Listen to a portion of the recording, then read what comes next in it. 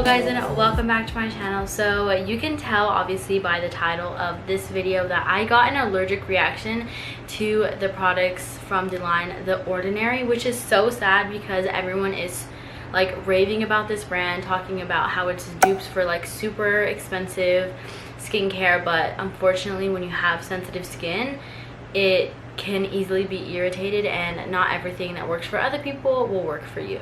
So basically in this video I'm going to talk about the products that I used, the reaction that I got from each individual product, and kind of what I did to heal my skin after the allergic reaction.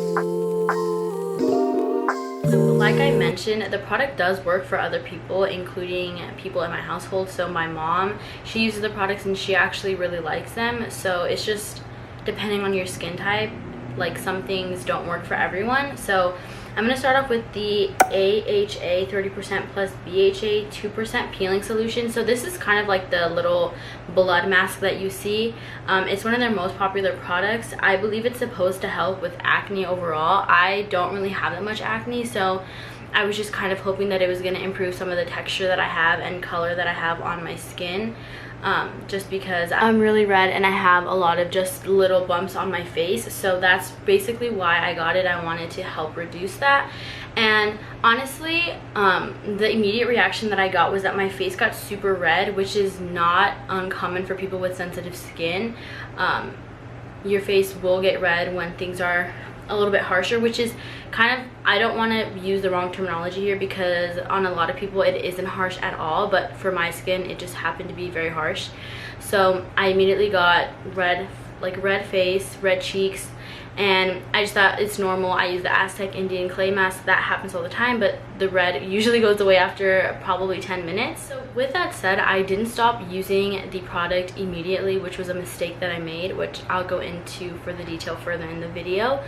I just continue to use the products. And another thing that I read was that you're not supposed to mix a certain serum with this mask just because it's really drying. So you should be using vitamin C and a really good moisturizer and sunscreen. I wasn't doing any of those things, so that could probably contribute to why I got a reaction.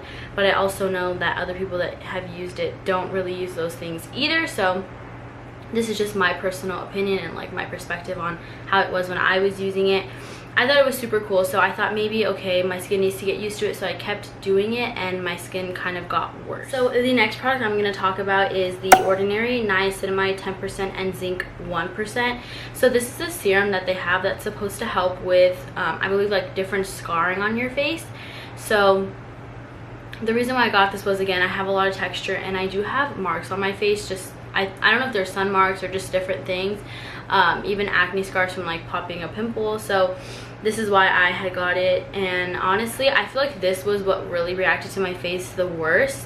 So originally when I was using the products and I started to notice that my skin was getting worse instead of better, I immediately stopped using the chemical peeling mask just because I felt that that was probably what was really like hurting my face, because I mean, chemical peel, that sounds kind of scary. So that is why I let go of the chemical peel first. But even when I was still using the serum, my face continued to get worse, and to the point where I was like searching if I was using it right or if I was doing something wrong.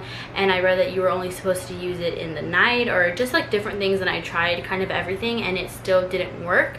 So eventually I started letting this product go slowly as well. And the last product I'm going to talk about is the Natural Moisturizing Factors plus HA cream. So I honestly could say that this was probably in my original or initial reaction to all of the things that I used. This was probably my favorite just because it felt very lightweight and not heavy, which I really appreciate in a moisturizer. I don't really have oily skin or dry skin, so I don't necessarily need to look doughy all the time or like super, like, you know what I mean, right? Like kind of like mushy, or I can't explain it, but you know what I mean. So I really appreciated this, and I feel like this probably didn't give me a reaction at all, because I did use it also frequently, and I completely took everything, the other two products, out of my skincare routine, and I was simply using this one. But eventually when I started using my other products, my skin started to burn. So I would use this just like regularly. I'd wash my face, probably put toner on, and add a little bit of moisturizer, and then I started to feel my face burning. So that's when I realized I had just had to let everything like go completely. So definitely one mistake that I made was not dropping my skincare completely. So I continue to use my everyday wash. I continue to use different masks that have helped with my pimples in the past, and then I was using witch hazel toner to kind of reduce the redness of my skin, and just a bunch of different things that I should have not been using, because you're supposed to kind of give your face a minute to cool down and heal itself when it does have an allergic reaction.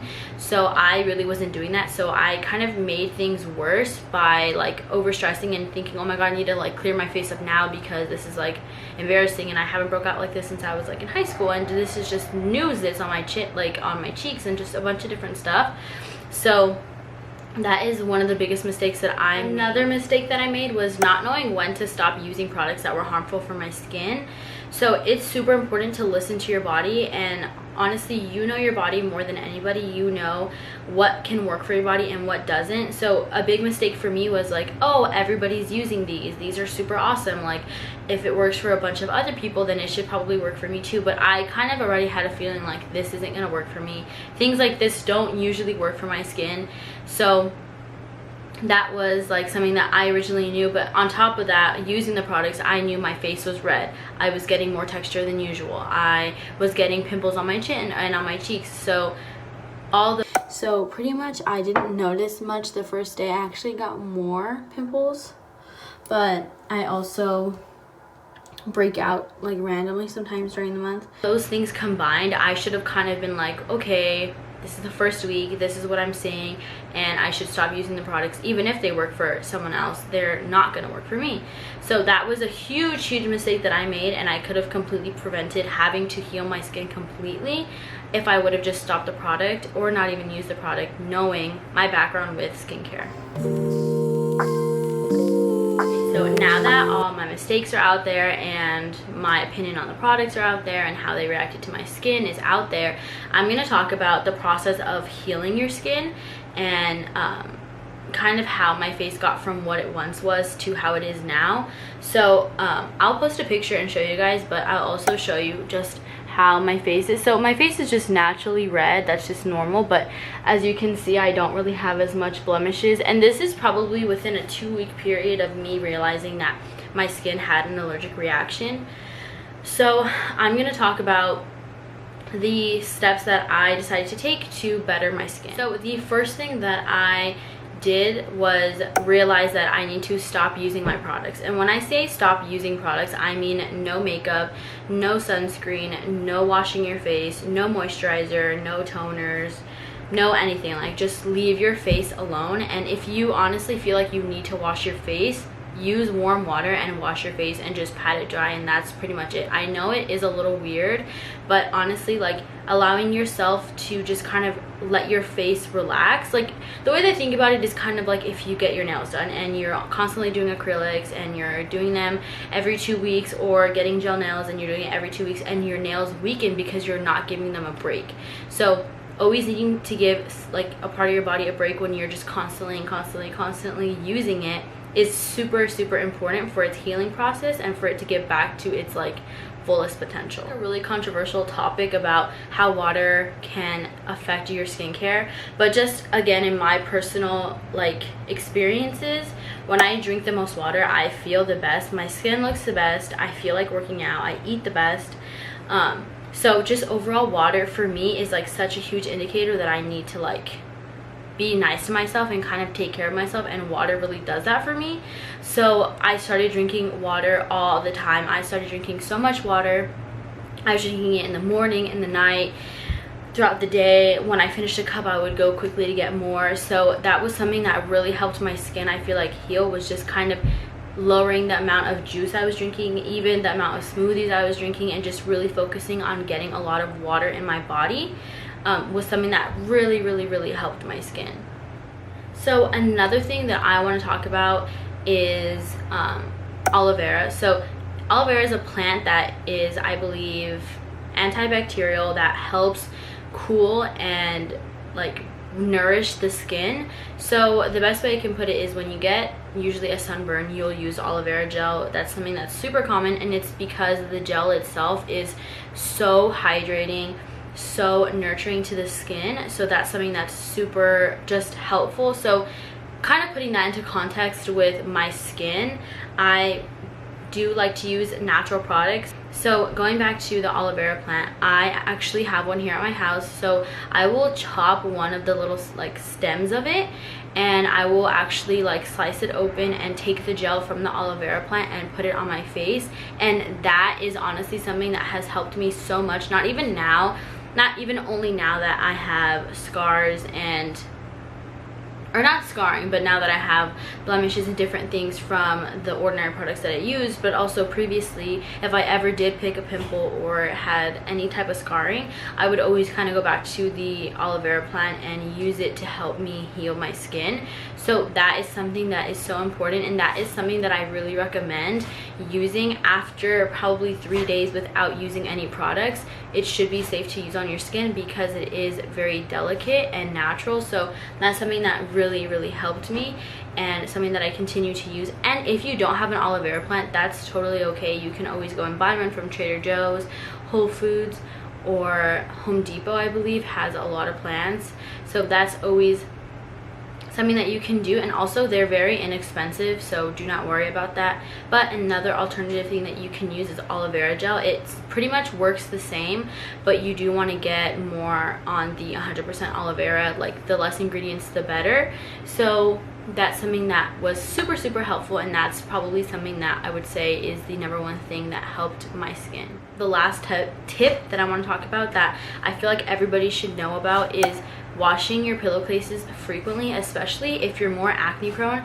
So an example that I can say is, if you are washing your face, let's say on Tuesday, and you go to sleep Tuesday, or Tuesday night you're washing your face and you go to sleep Tuesday on your pillowcase, and then Wednesday comes around and you're like, you know what, I'm kind of tired, I don't really feel like washing my face, I had a really good day. That happens. People, it's hard, we're all human. Washing your face every day is what we'd want to do, but sometimes just is not possible. We'll use a makeup wipe or just kind of half wash it. So sleeping on your pillow Wednesday without having your face washed, the bacteria on your face will stay on your pillow. So let's say on Thursday you wash your face again at night and you're going to sleep, that bacteria that's still on your pillow from Thursday or from Wednesday is going to carry on to Thursday night and rub into your clean skin. So something that's super important is either constantly changing your pillowcases or constantly washing them. And I'm not saying that I wash them every single day. Again, I don't really have acne prone skin, but I do try to wash them every 2 weeks. But if you do have acne prone skin, I recommend probably a week changing them in, and just kind of like alternating pillowcases works as well. Like, so if they have a black one, you use the black one for 1 week, you take it off, and then you use your white one for the next week, and then you just kind of wash them as you go. That's something that's super important that not enough people know about and not enough people practice. So that is also something that I kind of incorporated into this whole process of me healing my skin, was being more like, okay, I need to wash my face almost every single, or sorry, not wash my face, is that I need to constantly be changing out my pillowcases in order to keep my face consistently clean. Yeah, I think that's pretty much all I have to say. Thank you guys so much for tuning into this video. I hope some of the tips that I had to say could help you guys in your skincare life. Also, if you guys did like this video, please give this video a thumbs up and subscribe to my channel. I'd really appreciate that, and I cannot wait to see you guys in the next one.